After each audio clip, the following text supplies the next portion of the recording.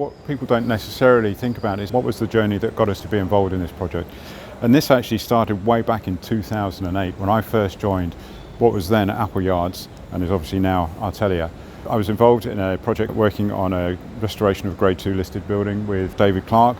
David Clark was helping getting the funding for the council. Subsequently was involved with a project with Warwick University looking at Arts Council funding, called us in.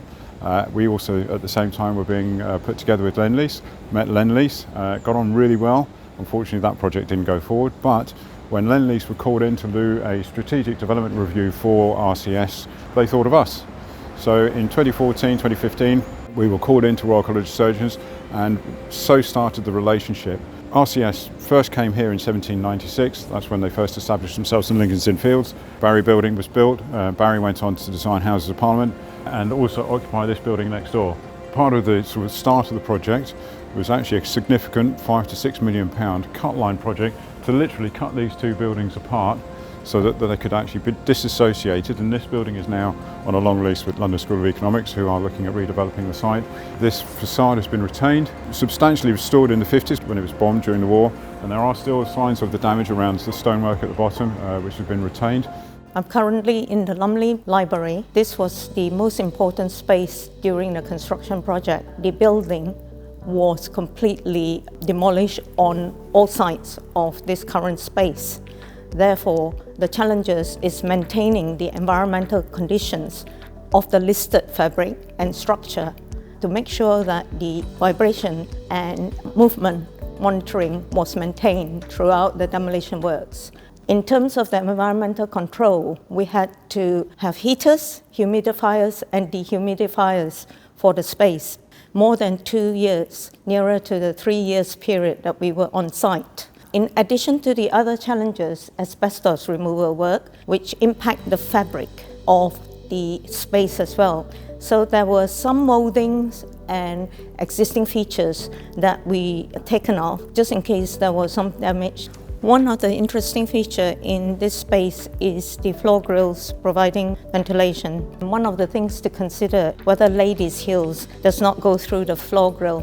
Every piece of the timber flooring was actually numbered, and when it was reinstated in its original location. In terms of all the other fabric work, like the timber shelving, the window repairs, the timber flooring repairs, all of this requires listed building consent. In addition to that, we introduced the secondary glazing works as well. Whilst the works was being done, all the books that is currently in this space, together with the equipment and loose furnitures, were removed into archive and storage. So this is grid line 7.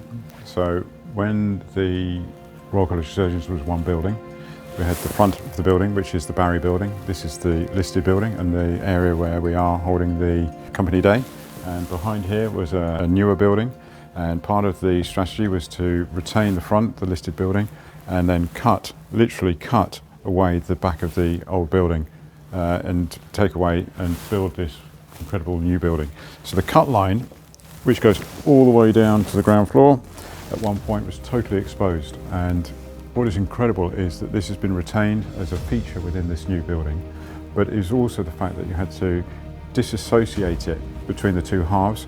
And as you can imagine, when it was a whole building, the services, the connectivities, the doors, the openings and everything had to be carefully managed and cut. In terms of the demolition, there were a number of issues that had to be considered. One was cutting the listed front from the rear of the building so that it could be demolished, but also we've got two adjacent sites here. One was the old Cancer Research UK site, which is owned by LSE and was going to be redeveloped, and is now the Paul Marshall building. And this fantastic new facade of the rear of the Royal College of Surgeons, which is a juxtaposition to the listed front. There was a real race in terms of time to see which one could start on site first, and the demolitions actually started more or less at the same time, and therefore there was a real logistics battle between the two organisations of London School of Economics and Royal College of Surgeons in how both buildings could be demolished safely. And not only that, once they'd been demolished, it was then to build them up again safely. The London School of Economics won the race in the demolition, and it was actually very much we were following them when it came to the rebuild the Royal College of Surgeons was very much in the lead again. The issues that Waits as a contractor had in terms of dealing with the safety and the phasing of the works also involved us in many negotiations in terms of the costs and things like that. We've got this amazing new building at the Royal College of Surgeons which has given them a world-class facility.